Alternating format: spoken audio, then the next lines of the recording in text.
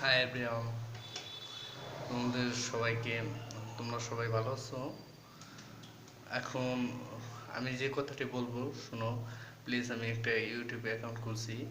এই ইউটিউবে অ্যাকাউন্টে তোমরা প্লিজ সাবস্ক্রাইব করো, লাইক দিও, কমেন্ট করো।